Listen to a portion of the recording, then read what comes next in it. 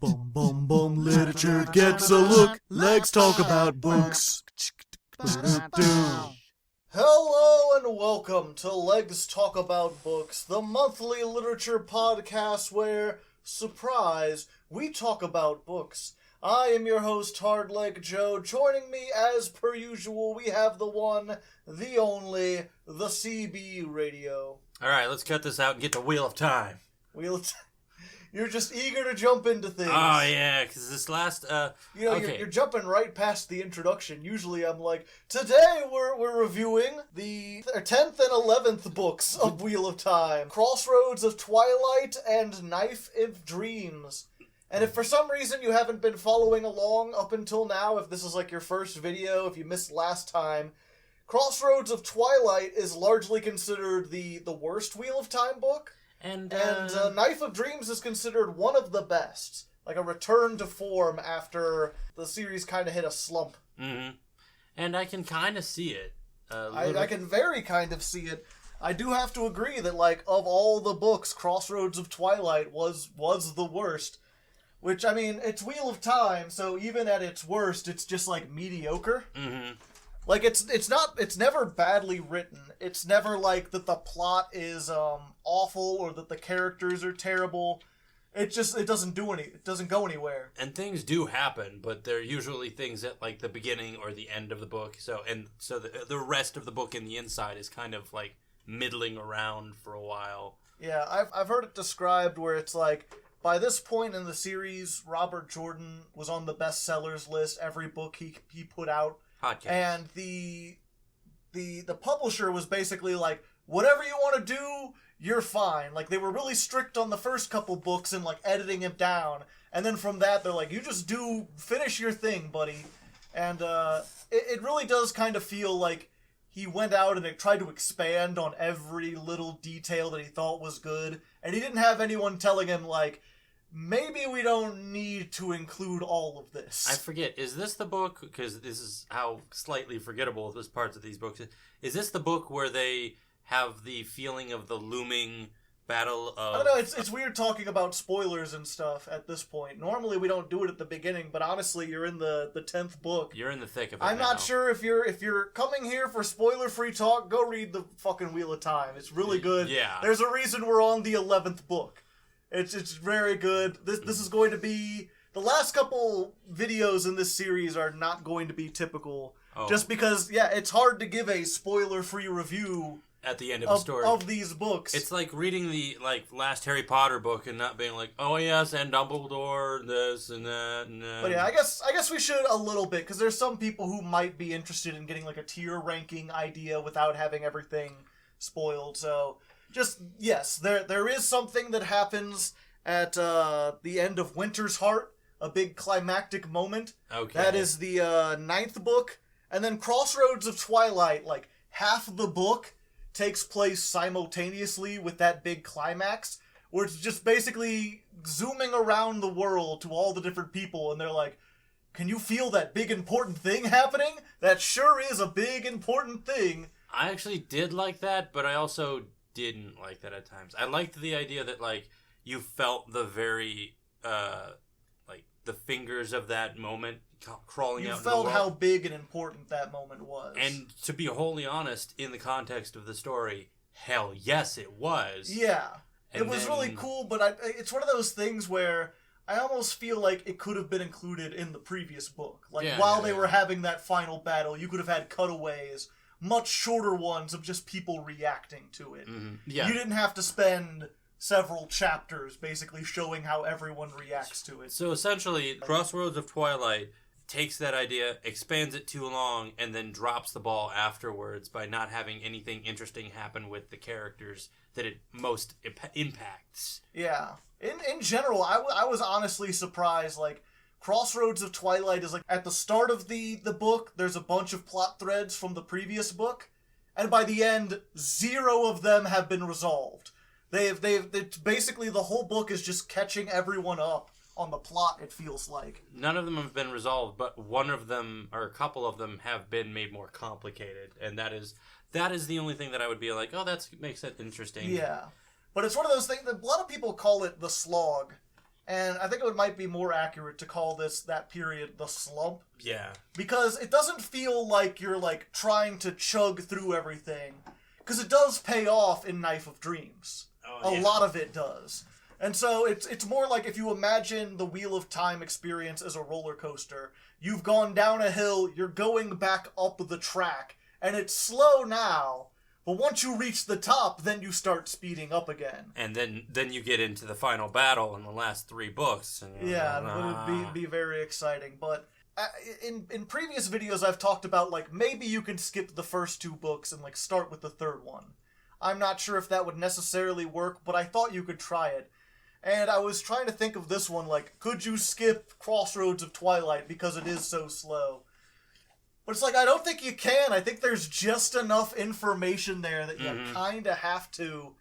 Like, just enough new information. From that. There's, like, one big thing that we'll talk about later, because it's the one thing that the entire slump does really well, which is the romance between 2 specific characters. Yes. That is handled better than pretty much any other romance in this entire book, surprisingly. Mm-hmm. But that kind of carries through. I don't know, I almost feel like you could, like, read a Wikipedia entry, just a synopsis of Crossroads of Twilight and almost get the same thing. I wouldn't go so far, but maybe. Yeah.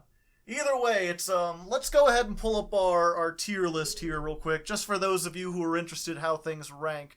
So yeah, if you're curious as far as my current tier rankings, I'm on my first read through. I am at the 11th book, like S tier, Shadow Rising, and Lord of Chaos. Those are like, they changed the way I look at fantasy. They moved me on an emotional level. Mm-hmm. I will never forget the stuff that happened there. A tier, I'm gonna put The Dragon Reborn, still my favorite, like, adventure, exciting book. Nice. That's what A tier. A tier is just like awesome fantasy.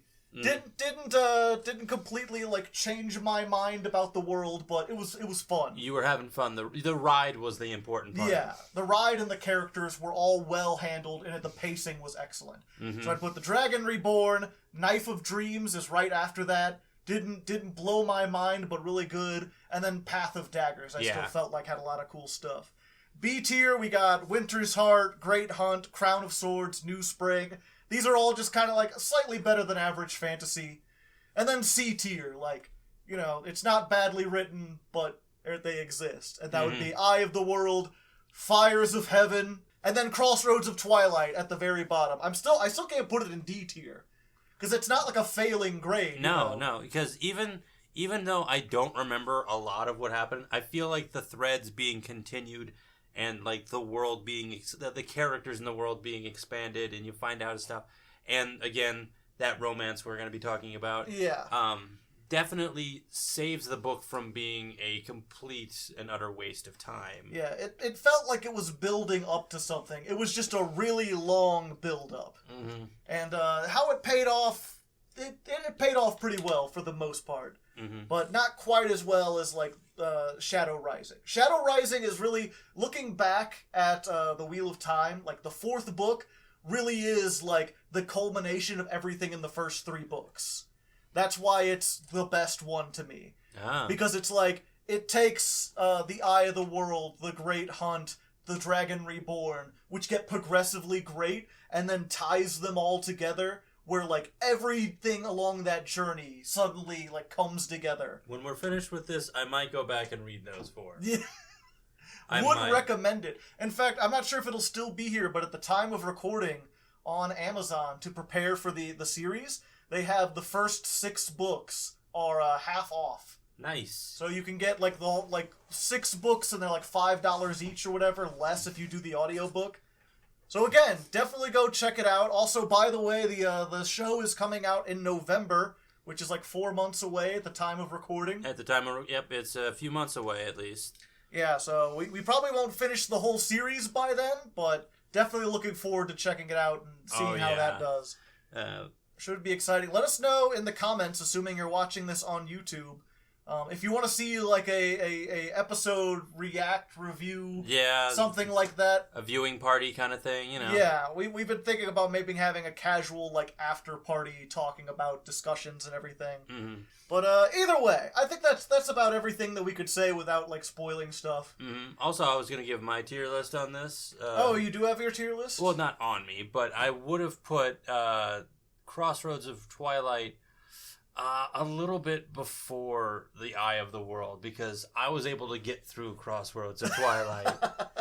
Because Eye of the World is so boring at points. I don't know. I have a feeling that like if you go back, if you know the context or whatever, you would be able to push through it a lot easier than Crossroads of Twilight, knowing what's happening. But that's, again, once we finish this process, I will go back and I will check out at least Eye of the World. I have that already. Yeah, I'm really curious because I remember one of the big things that kind of turned me off about Eye of the World was there were a lot of scenes of like Rand having like prophetic dreams and Min having visions and stuff. It was just a bunch of imagery and I'm like, I don't understand any of this. And with hindsight, I feel like those would be like, I get everything. This is so cool. He knew even then. I think for me it was the feeling that like at the beginning it has such a bleak beginning. It has such a oppressive beginning, I think. Because it really does feel like the weight of all the other books are like bearing down on it.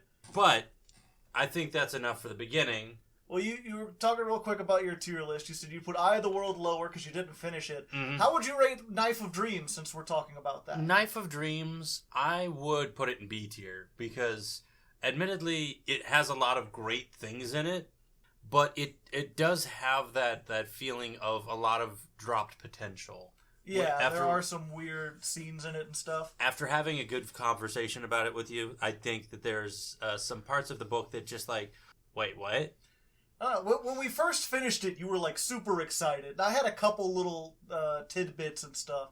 But honestly, like me looking back at it, I can't think of a time when I wasn't like excited to see what was coming next. It is paced fantastically. It is paced fantastically, but some of the threads that how he ties them up does kind of sour it for me. It's not B tier is of no shame. It's just I wouldn't put it up there with, say, A Path of Daggers. I don't know about The Dragon Reborn yet. Yeah, you haven't read that one. Yeah. I guess that's why we don't really do your tier list, because you still haven't read like half of these. But still, Lord of Chaos, S tier. Yeah. Oh, God, that was Lord of Chaos. You came on at just the right moment. I came on at New Spring. That's why I put New Spring around A tier, because that's what brought me back. Gotcha. But yeah, either way, that's all the spoiler-free talk. From here, we're just going to jump into it. If you still want to read these, if you don't want all the details spoiled, like, best check out now, because we're not gonna hold back. We're gonna show our full potential. But yeah, let's go ahead and get into this. I think the first thing we should mention is the dropped plot threads. Yeah. They're not dropped, but like not really handled all that well. They're kind of anticlimax. Yeah. They're anticlimactic, but they don't have the weight of like an anticlimax. Like oftentimes the point of an anticlimax is like, oh, you thought this was going to be epic, and it's not. It's actually one of the redeeming things about Fires of Heaven is that ends with Rand going to fight Coldween, the leader of the Shido, and never actually meeting him. Getting lost in the fog of war because he doesn't quite understand it's his first, like, major battle. And then meanwhile, Matt, while trying to escape, runs into this big Aiel dude with a spear who comes right for him. Almost got him, but he stabbed him right in the chest. And then all the other Aiel kind of seemed to run away. He didn't know who it was. Oh, man. Matt's luck is sometimes the best thing, and then other times it's the most aggravating damn thing in the entire series. But it's one of those, like, that's an example of, like, an awesome anti-climax. This is, like, I'd almost call it, like, a non-climax. It was... I'm trying to remember if we've even mentioned Avram before. No, I think you've mentioned him, but Avram is a tinker, and the tinkers are a... pacifist. Incredibly pacifist. Yeah. Like, they will literally let you slaughter them if you were to... They will try to run, but... Yeah. Their religion is basically, like, they believe the Creator put them there, as a test to see if you could go through life without being violent. Mm-hmm. And so they're like, it is better to die and never lift your hand in violence than it is to fight. If you do that, at least you go to heaven, or you've passed the Creator's test, essentially. But Avram's like, nah, I'm going to pick up a sword. Yeah. And it was a really interesting moment, really climactic moment when he did that. And it was this really... Where he picked up the sword, and then he swore to Perrin that he would help him. And then Min's like, I have this vision of you being followed by a tinker with a sword, but that doesn't make any sense. And just like... his dedication and him becoming like the best swordsman ever through the last couple books, and then becoming almost like eerily eager to fight and like bloodthirsty. Yeah. Where it's like, I have a feeling he's going to have an arc. And then in Knife of Dreams, he just sort of becomes enamored with the Prophet, who's crazy, and like his craziness rubs off on him, and he just attacks Perrin in the middle of a battle. And Perrin just like, well, gotta kill you, and then he does it. Then you just never really follow up on it. Admittedly, the reasoning behind it, his eagerness, is a really good build. Him having this really, like, bloodthirsty nature start coming out more and more is interesting. But the way that they handled it in the sense that, like, they didn't give you any hints that he was... gonna betray. Yeah. I always assumed that it was, like, Perrin's paranoia... where he thought, like, oh, he's spending too much time with the Prophet. Or, like, the thing is, Avram has been, like, completely loyal 100% to Perrin. And Fail. And Fail. To, like, a fault. Like, I could understand if he turned against someone else. Maybe he would attack, his forces, or the Two Rivers men. Not even the two... I'd imagine he would attack, what's her name? Barrelane. Barrelane.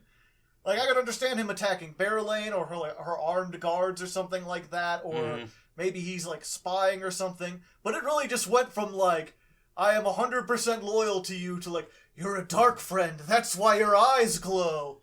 Yeah. In the middle of trying to rescue Fail. It was very, very, not upsetting. It was very, like, wait, what? Yeah. That just happened? Like, this, and he, as because he's one of main character, slaughters him easily. Yeah, that was another thing, too, is, like, Avram turns evil, this guy who's, like, dedicated his life for the last year to the sword, and he goes down in, like, 2 hits. Mm-hmm. It's like, not even... Admittedly, you ever been hit by a blacksmith hammer? Once. It does not feel good. I used to be a foot taller. He pounded me into the ground like a railroad spike. Oh, damn, then how tall was you? But, yeah... I can understand, like, the idea behind it, but it feels very thin. It feels rushed. Yeah. It feels rushed, and it doesn't feel like it had much, like, weight to it. Like, when it happened, I was like, oh, are we doing this? And then he gets, like, shot. I think he gets shot by an arrow. That's right. Yeah, he gets shot by 2 arrows in the back because Two Rivers bows are dope. Yeah. I want one. I mean, you couldn't handle it. It takes a whole lifetime to learn. I don't care. I'll take that lifetime. I want that bow. But yeah, it's like, it's one of those things where it's like, oh, we're doing, oh, he's dead? Okay. Okay. I mean, I kind of hoped he would have a better character, but I'm not going to cry over it or anything. Mm-hmm. Like, it was one of those things like, I'm not angry, Jordan. I'm just disappointed. And much like my power couple, Adelius and Vandine, where the one sister got murdered and the other one was obsessed with finding her killer. And it was really well done on this character. Like, the death wail that she does over her sister's body was very moving scene. Very moving scene, and then just seeing her, this husk of a woman over like the last... losing weight and wearing her dead sister's clothes like she's trying to bring her back. Yeah, it's very jarring, and it's a great way of humanizing an Aes Sedai. Yeah, and the other Aes Sedai kind of being like, she grieves in her own way. We just gotta... Where it's like, they're trying to play it off as Aes Sedai always do, as being aloof, but you could tell that, like, they don't really know how to deal with this kind of stuff. It's pretty terrifying stuff, because it's like, yeah, these are sisters. Legit sisters, not like, quote, sisters. They're like... Not in the same way that all Aes Sedai are sisters. Like, these were women that grew up together and have been alive together for probably almost a century? Yeah, at least 100 years. Yeah, and so that's... And not only did she die, but then you find out she was probably killed by an Aes Sedai who was a dark friend, an evil Aes Sedai. And she finds out who that is, like 5 seconds before she dies. And then stabs her in the heart, and then she dies immediately. And... Yeah.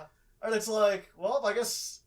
And then that's the thing, like, she didn't really solve the crime either. Like, no. That was the big... Like, she spent all this time obsessively hunting down her sister's killer, and then, like, the Dark Friends are like, oh, we've captured the lot of you. Don't kill that one, though. She's a Dark Friend.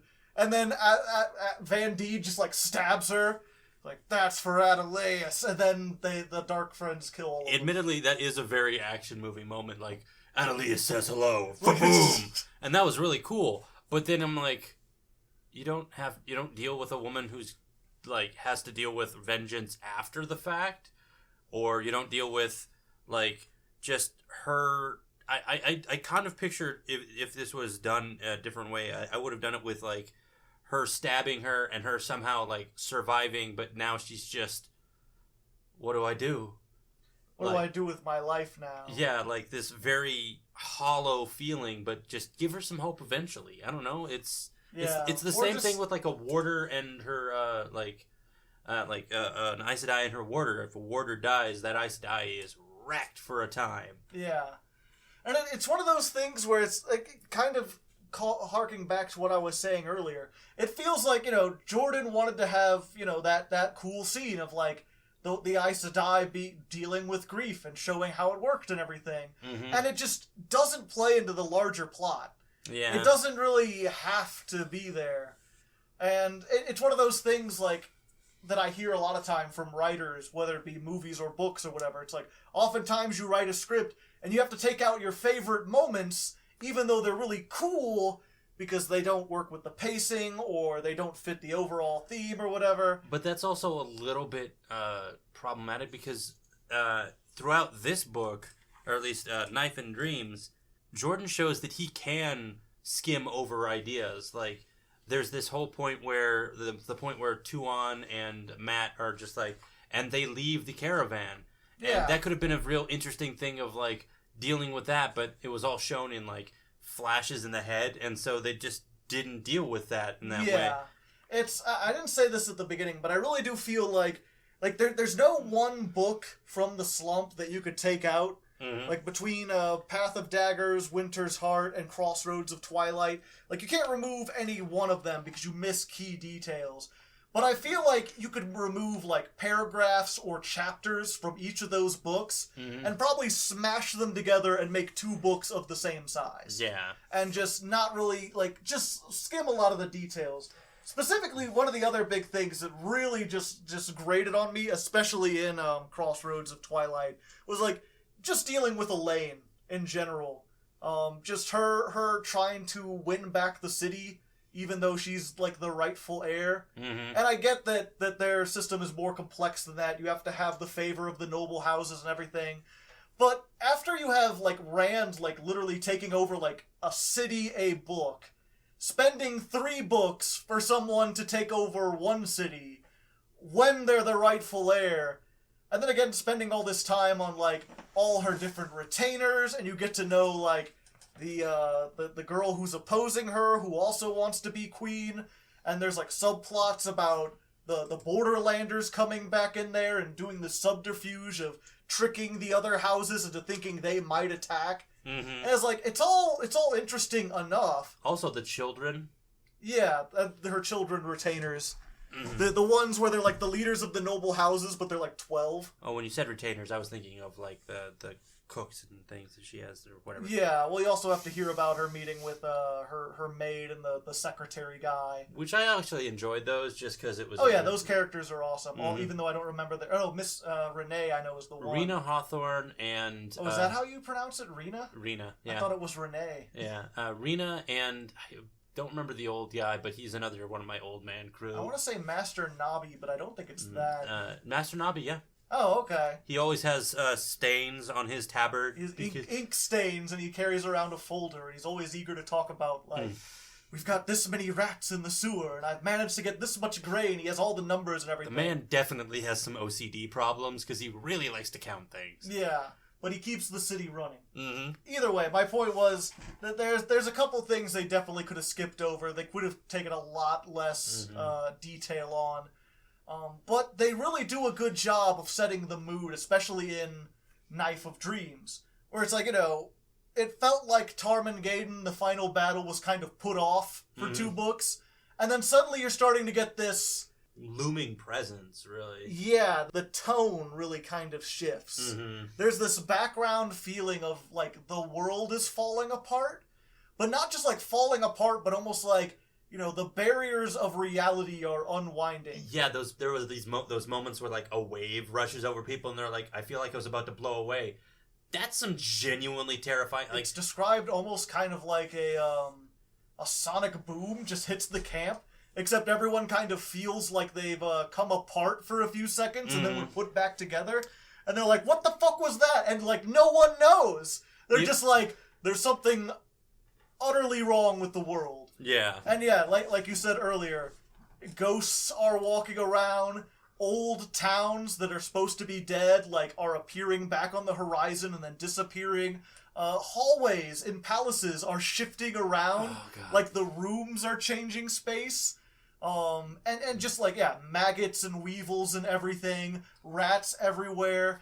The tower has magical wards to keep out pests that have been there for 1,000 years, and they're starting to fail. That I feel like is a little bit of the Dark Friends. That I can understand.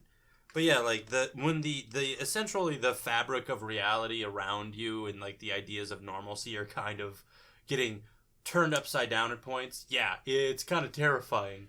Yeah, it really is one of those things that kind of hammers home, like, this is not going to be, like, a big battle. This is not going to be the final battle of Lord of the Rings, where it's huge epic battle, but people in the Shire aren't aware it's happening. Like, when the final battle happens, it'll be the final fucking battle. Yeah. Like, everyone in the world is going to be aware of it. This is going to be a huge... I can understand why the whole last book is apparently the final battle.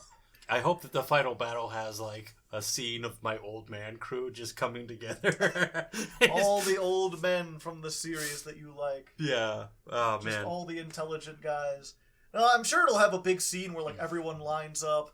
Which, I gotta say, one of the things I really liked about this, one of the scenes that I'm not sure if it's necessarily meant to be super touching, but always kind of gets to me, is, like, when Perrin's going to rescue Fail. And it's like, Perrin's lining up, and then the Shan Chan that he's teamed up with line up next to him, and then the Aiel that they've got line up, and then, like, the Prophet with his unwashed, like, masses of just, like, deranged lunatics line up, and people are like, you're still teaming up with him? And, like, the Prophet, like, has no weapon, has no armor, but he's just standing at the front of the line.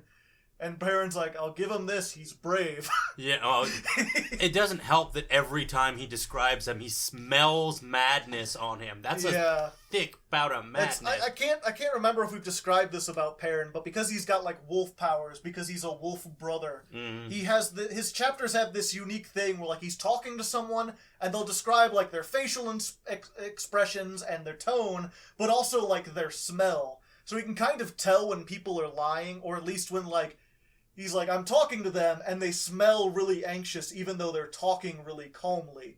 And he knows they're afraid and stuff like that.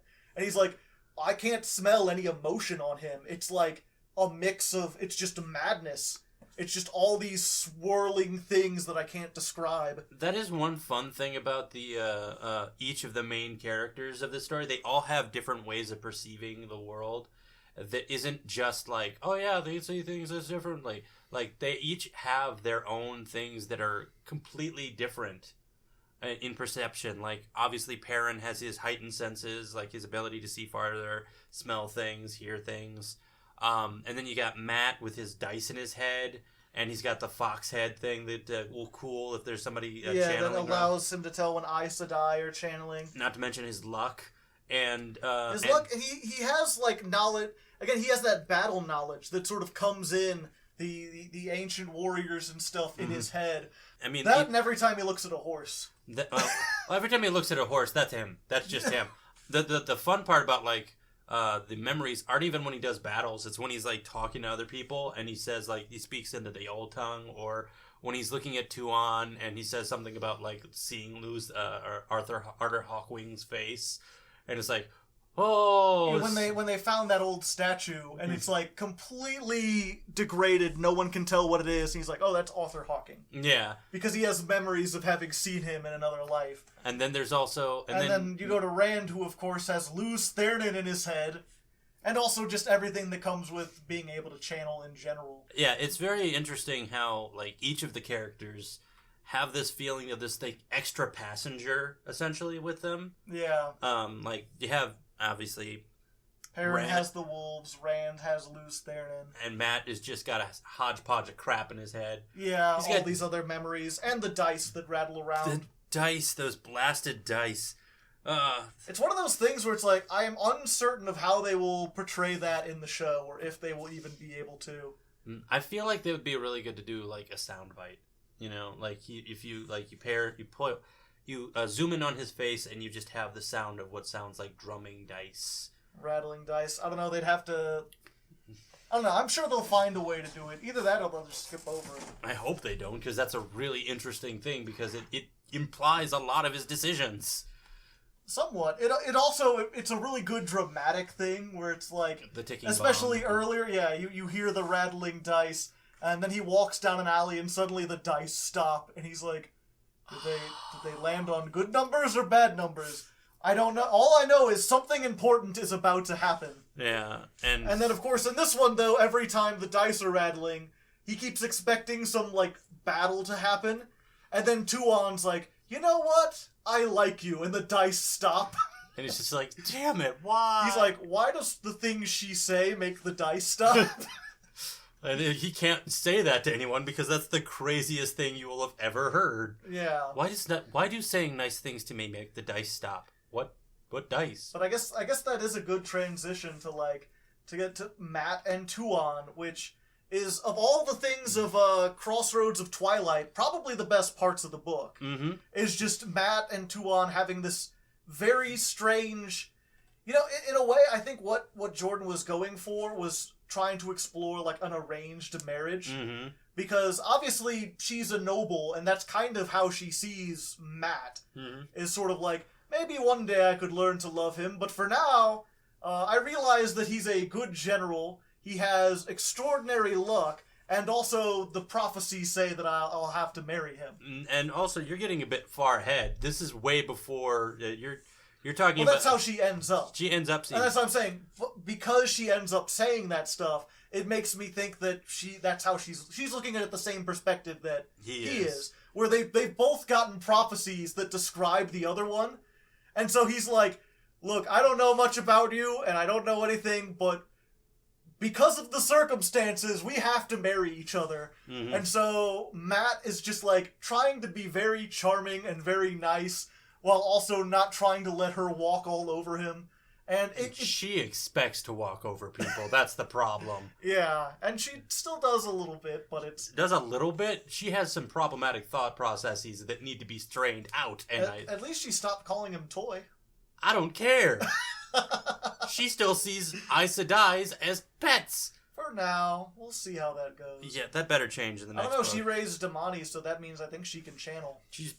Oh, God. So maybe her opinion of Aes Sedai will change once she begins channeling, seeing the weaves and everything herself. I know, but Tuon is a mixed bag for me, because she's this fascinating and really fun, and I like her, and then she starts talking to Aes Sedai, and I'm like, I want to hit her.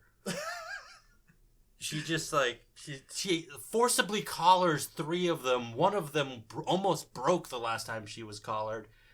No. Yeah, and then Matt's just like, no, you're not collaring my friends.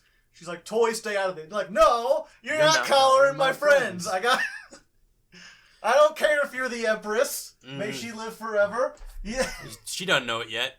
Yeah, she didn't find that out yet. Yeah, she's got a lot of story ahead of her, and I'm hoping that it'll be a good story. But it's just one of those things where it's like, of all the things that you could spend those books to flesh out, I'm really glad they did that, because the relationship with Perrin and Faile... got stale a long time ago. Not even stale, but like, the fact... It was one of the worst parts of Dragon Reborn.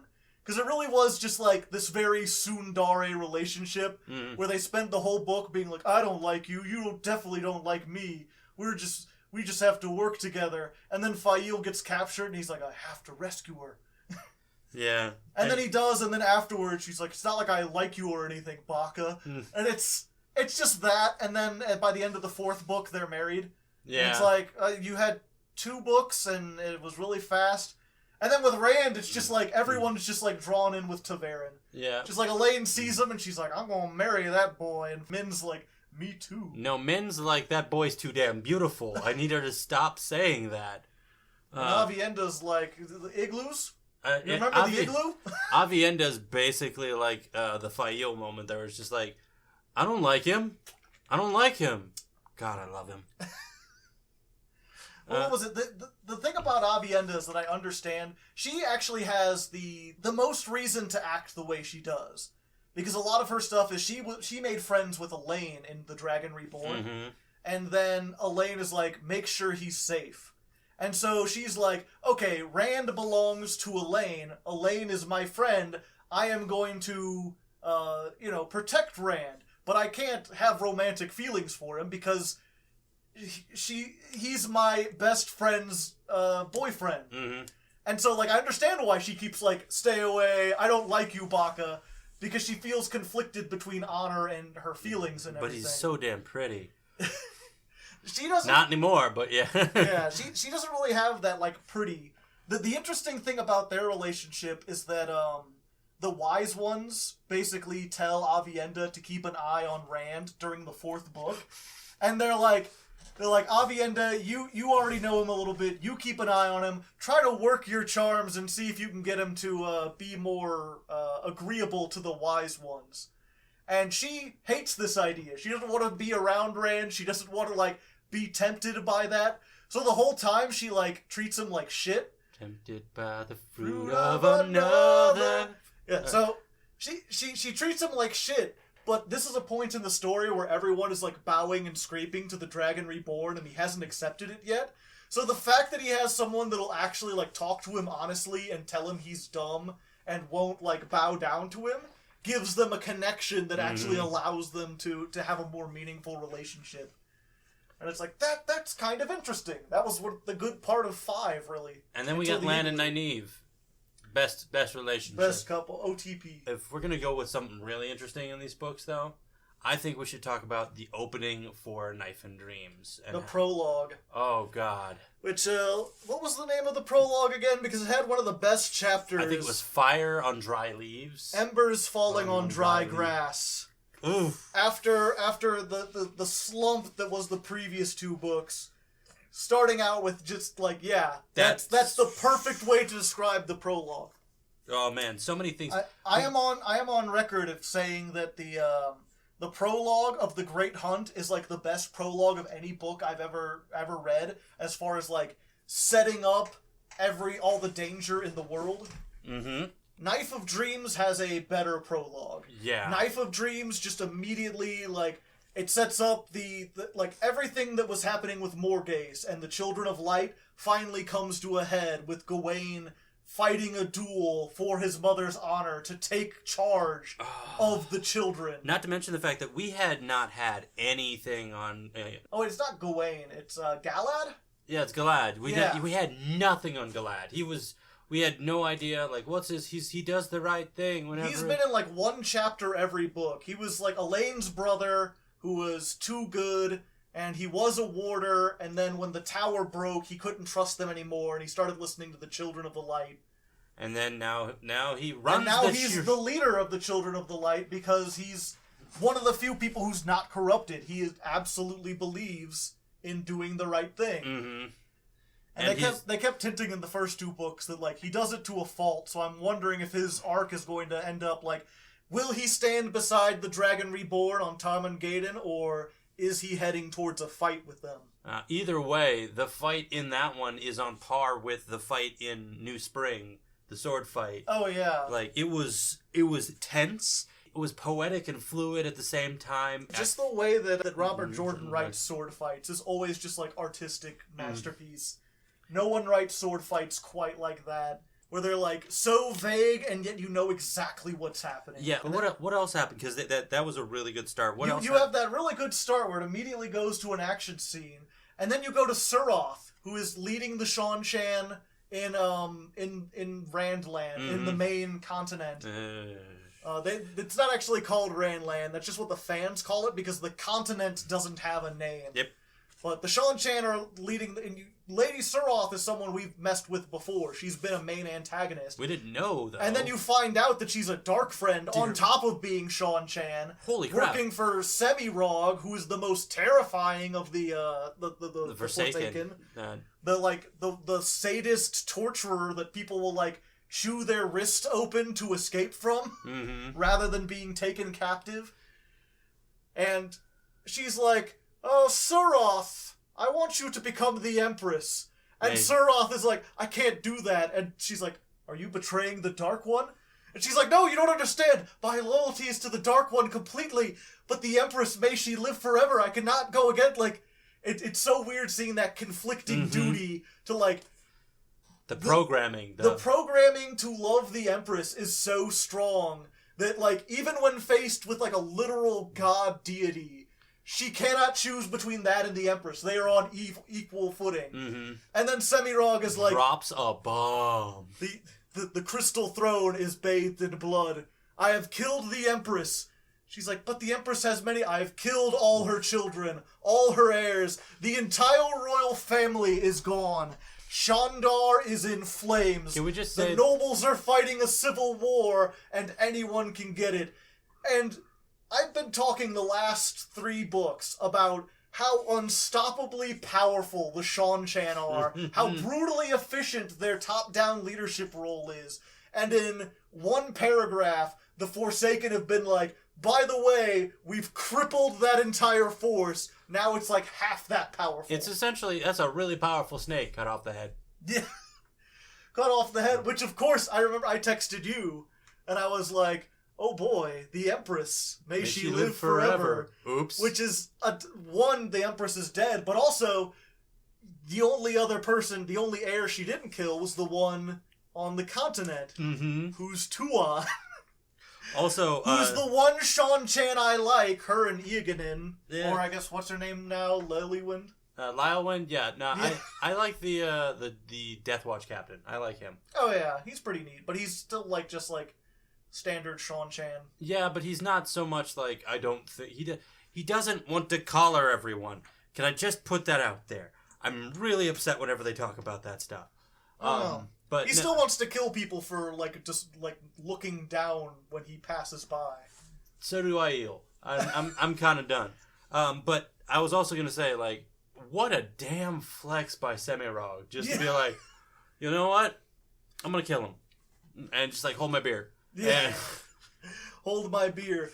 I just love that, because she's like, "You are working for 2 people that you consider gods. One is the Dark One, and one is the Empress. And I just killed the Empress, so now you only have one loyalty, and that's to me. Yeah. Also, now do as I fucking say." Also, to be honest, the last few books have kind of dicked around with making the Forsaken less and less of a threat. And then Semirog just strolls up and is just like, "Oh yeah, we're still a threat." I don't know, she was, and then the one chapter where she appeared to try to trick Rand, that was another one of those things that, like, big, huge, climactic chapter that was over really quick and really anticlimactically. Where it's like, Semirog was trying to impersonate Tuon because Rand wanted to make a truce with the Shan-Chan. And so he's like, "We're going to have a meeting, we're going to meet at this building." And then Tuon comes out. And of course, we know that Tuon's with Matt, so it can't be Tuon. And he's got Cadswain with him. And Cadswain has that hairnet with all the angry L in it, all the different magical stones that have different purposes. And one of them is just apparently removing disguises. Because Tuon, like, walks out and then, like, shimmers and is suddenly, like, an 8-foot-tall black woman. She's like, "The fuck?" And then shoots a fireball at Rand. If you look at the cover for the audiobook of The Knife in Dreams, you'll see this exact scene of Semirog throwing a fireball and Rand throwing his hand up. And he doesn't embrace Sadir quite in time. He gets his hand blown off. Yeah. And they manage to heal it to a stump, but they can't grow a hand back with healing. Not so pretty now, is he, man? Like I said, this just in one fight, Rand permanently loses a hand. And it's told from his perspective. So it's like, Rand goes up, he thinks he's meeting someone, suddenly the disguise fails, a fight breaks out, and the first volley gets thrown at him, Mm-hmm. and... Of course it would be. Being hit with that fireball knocks him unconscious, or knocks him stunned. And so... It's like the next thing he knows, he's getting up and trying to recover, and he can't feel his arm anymore. And Semirog's been captured and shielded. Brandon's looking up the cover right now. She looks way more monstrous. Like, what the hell's going on with that? I don't know. It's also the background, for whatever reason, instead of being a farmhouse in broad day, they put it in a very misty setting. I put that under the idea that it is a fireball that they are throwing. That is a lot of smoke. Possibly. But yeah, no, Rand's hand gets... Which is, I gotta say, I've seen a lot of pictures of Rand from the later books and stuff. I mean, he's on the final cover of the thing. And I never noticed that his left hand is slightly obscured so you can't see it. Mm-hmm. And I've looked up, there's other pictures of Matt, Rand, and Perrin standing there with all their banners and everything. And Rand's standing with one hand in front of him and one hand behind him so you can't see the stump wrist. Mm-hmm. And I'm like, okay, you caught me by surprise somehow. Yeah. I did not know that Rand would lose a hand. And it's one of those things where it's a cool moment, but it's really just that one chapter. You're with Matt, and then Rand has that chapter, and it's all at once, it's just over in a second. Yep. It's like, what? That Semirog? Fireball? Unconscious? Wake up? And he's like, well, damn, my hand's gone. I'll have to learn the sword left-handed now. Or no, one-handed. I think he still has his right hand, right? Yeah, it's his left hand. Yeah, it's his left hand. He still has his right hand. And he's like, most of the sword forms require two hands. He's like, I'll have to learn the sword with one hand. And Min's like, aren't you can grieve, you know? He's like, I don't have time to grieve. What's done is done. And even Min's just like, he's right. He's not going to do it. Everybody else is like, give him a minute. Just give him a minute. And she's just like, just get out of his damn way. Min at times I feel like is just done with him at points. She's just like, I feel like the reason why he has 3 girlfriends is that so he can have one on the road at all times, and the other ones can get a minute away from him to be like. He needs as much support as he can get, mm-hmm. given all the bad stuff that happens to him. Yeah. Given the fact that he's in constant pain. Yeah. Now he's gonna have a lot more pain because he's in constant physical pain.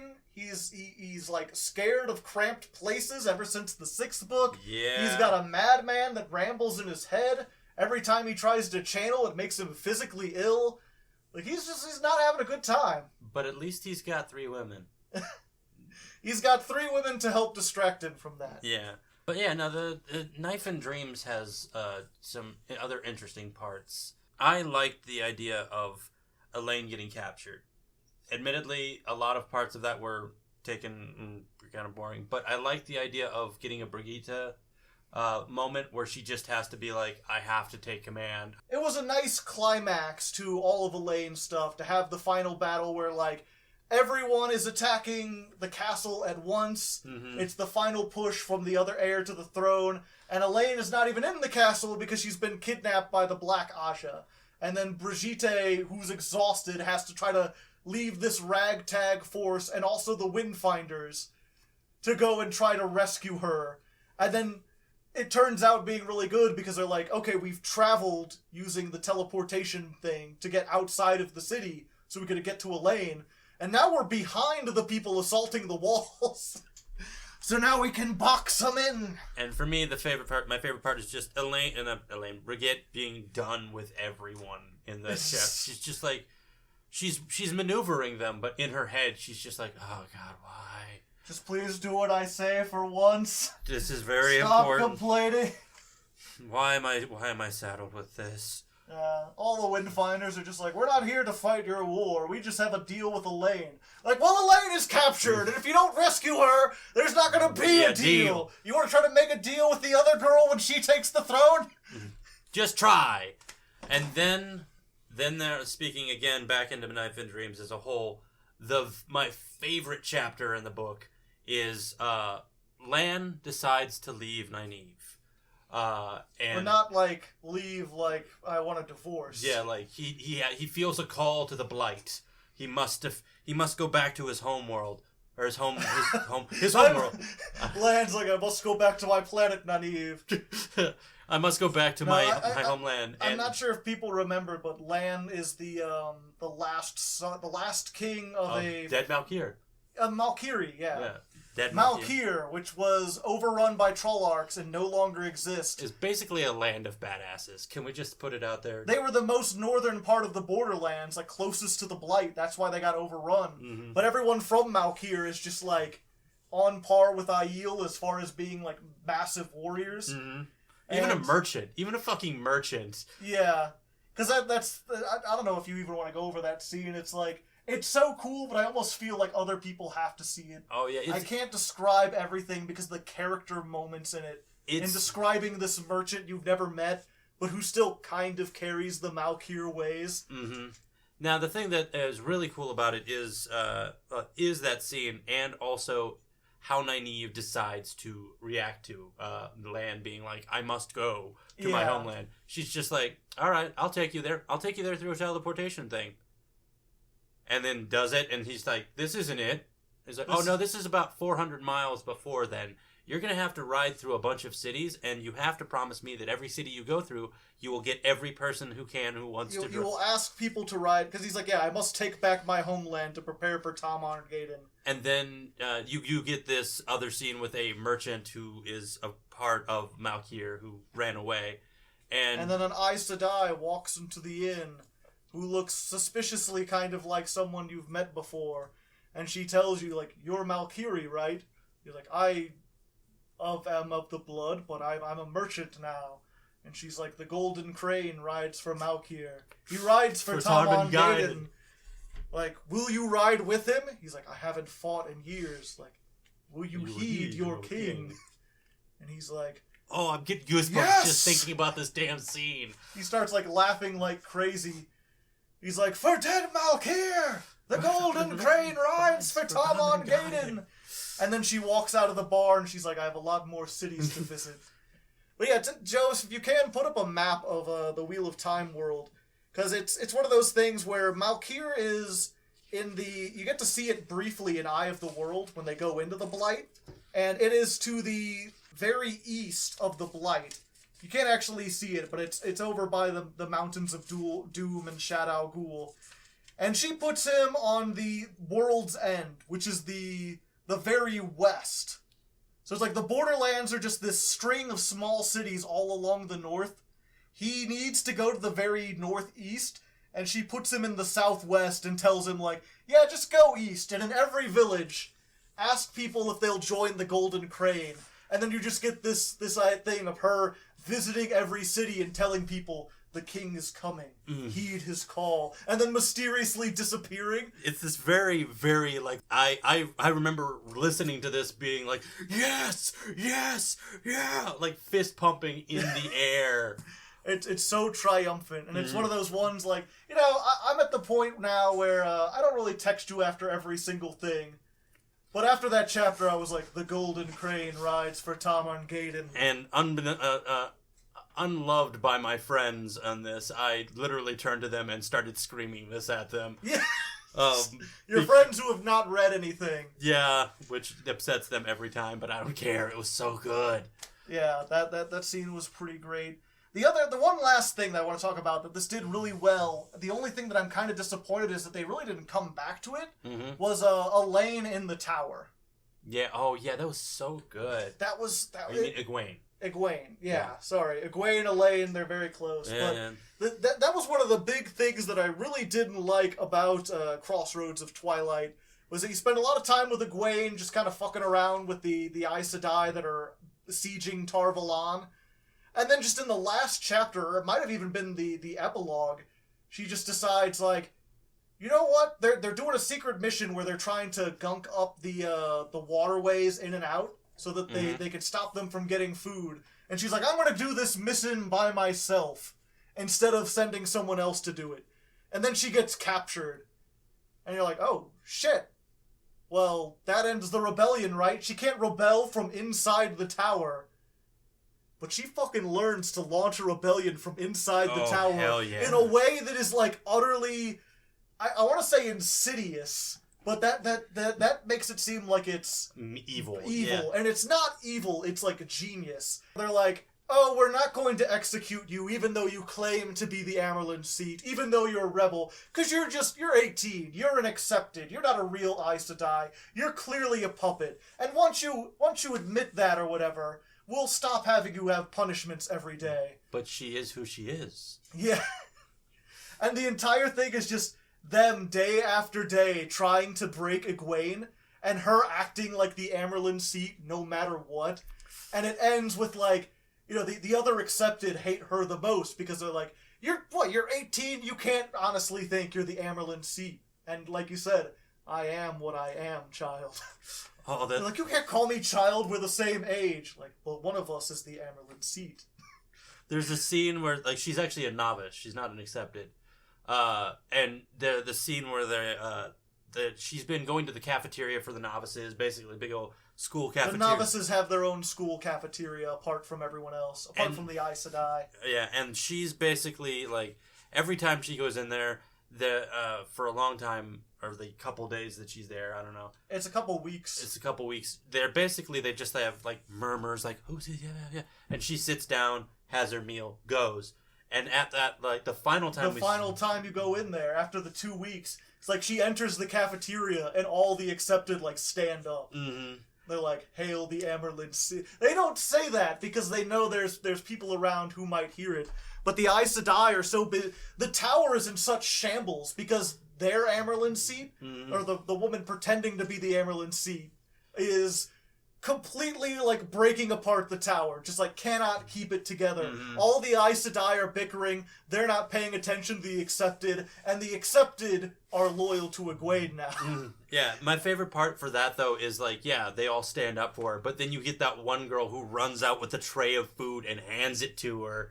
As like, oh, here's your meal, mother. And then just like, ah. I also love that, like, basically her punishment, which seems kind of weird and almost fetishy now, but apparently it was, Robert Jordan based a lot of the Aes Sedai stuff on, like, old, boarding schools. No, I want to call it a nunnery, but I know it's not. Cloister. A cloister, yeah. Old places where, cloisters of nuns, where they had very strict, like, corporal punishment. You know, you messed up or whatever, like, you would get a strap-in. Mm-hmm. You would get beat. You get spanked or whatever with a wooden paddle or a flip-flop or something. Yeah. And so they're like, until you admit that you're the Amerlin, or you're not the Amerlin seat, you're gonna get a strap-in. Mm. And if you don't bow to the sisters, you're gonna get another strap-in. And she's like, in between every class, she has to run to the mistress of novices. And, because she trained with the wise ones who have taught her to embrace pain and restrict torture, she finds a way to just be like, no, I'm not going to break, I'm going to accept it. Like, if this is the worst you can do. But the best thing is, like, you know, when she goes into that cafeteria and someone gets out a pillow and they put it on her seat because they're like, we know your ass hurts, like, it's fine. And she just, like, pushes the pillow off and, like, sits down. She's like, I will embrace the pain. My favorite, actually, this reminds me of when you said, like, several books back, before I even started reading again, you were talking about how you loved how Egwene is becoming this fusion of Aes Sedai and Wise One, and I feel like this is that perfect. This is the culmination of that. Yeah. Yeah, where it's like she started her training in the tower in the second and third book. Then in the fourth book, she goes to the Aiel Waste with everyone else and becomes an apprentice to the Wise One. Spends the fifth and sixth, most of the sixth book, only to be sent back to the Aes Sedai, where they make her the Amerlin seat of the rebels, essentially to make her as a puppet, not understanding that she has knowledge and experience far beyond what they could comprehend. That she is the Dreamwalker of Teleranroid. Yeah. Oh, man. And that is another good thing, I guess, is in addition to Matt and Tuon's, like, romance or their relationship, is, they really did kind of build up Egwene, like, as deserving of the Amerlin seat over this. Because, yeah, I remember when Lord of Chaos, when it happened, you were just like... I dropped the book. Yeah. I was like, you fucking what? What do you mean Egwene's the Amerlin seat? She can't be the Amerlin seat. And now we're like, she is who she is. Yeah, that's Like, she's clearly the Amerlin seed. Only a fool would deny it. She is the best person for the possession. If I'm going to describe Elida as anything, it's she is a fool. A foolish, foolhardy fool. But yeah, so, again, kind of I'd say it's like a mixed bag in Knife of Dreams, but it's really not, because even though we have our little nitpicks, the stuff with Avram, spending too much time with Elaine or whatever, the good really just completely outweighs the bad. The golden crane rants from out here. Yeah. But just all the things.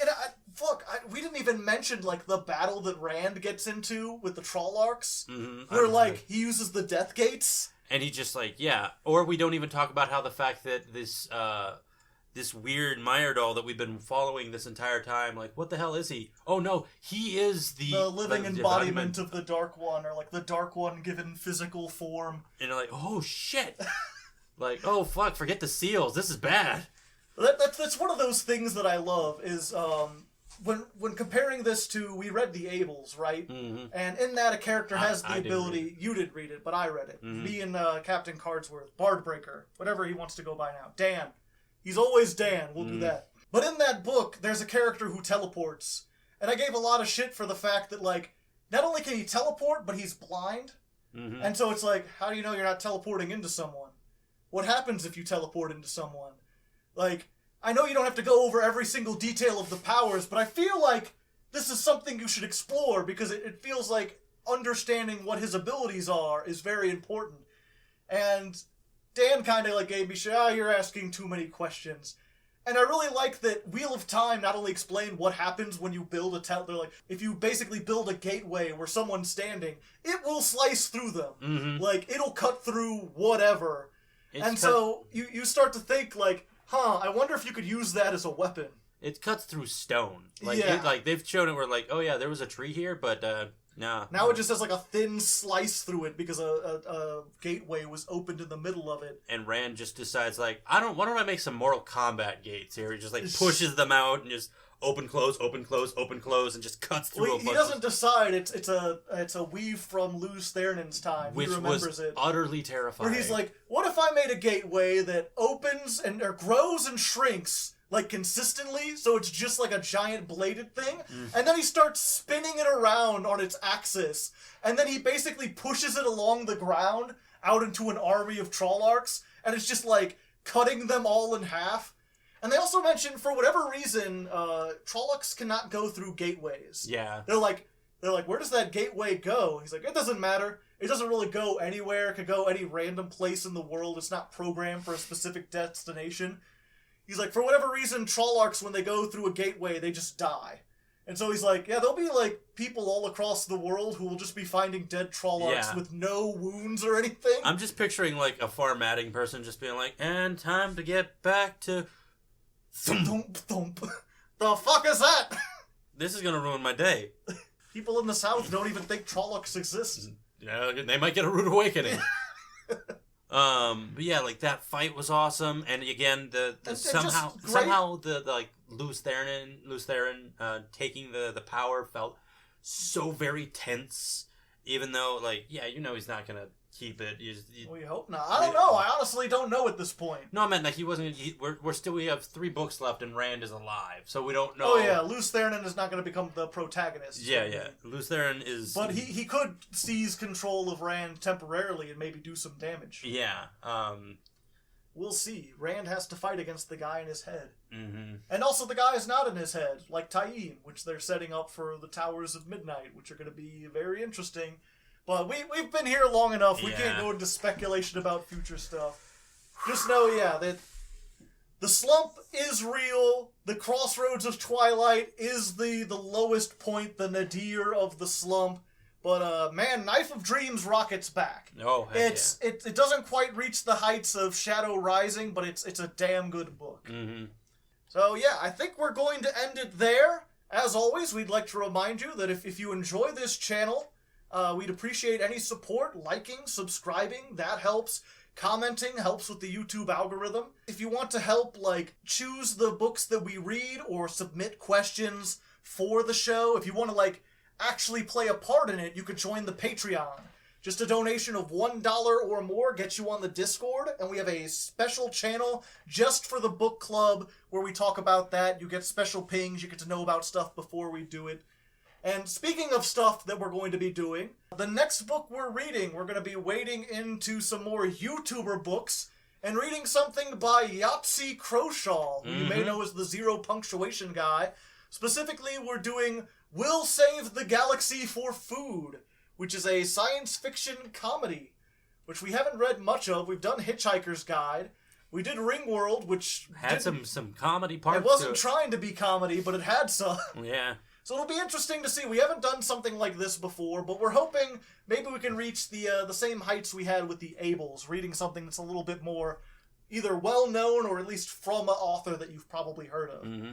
So if you want to join along with that, pick up your own copy. You can get it on Amazon quite easily. And I'm doing audiobook, so I luckily get to listen to Yahtzee sing this stuff. So. Have you started listening to it yet? Is it actually him? It is actually him. Oh, okay. I did a sample of it before I played it, and it's like, yeah, it's literally Yahtzee reading the book. I'll be looking for. I'm a couple chapters in. It seems interesting. I'm not sure if it'll have the most stuff to talk about, but he's definitely got some interesting ideas already, and I'm curious to see where it goes. Mm-hmm. So yeah, look out for that next month. And until next time. Let the dragon ride again on the winds of time. Damn. That's way better than keep reading.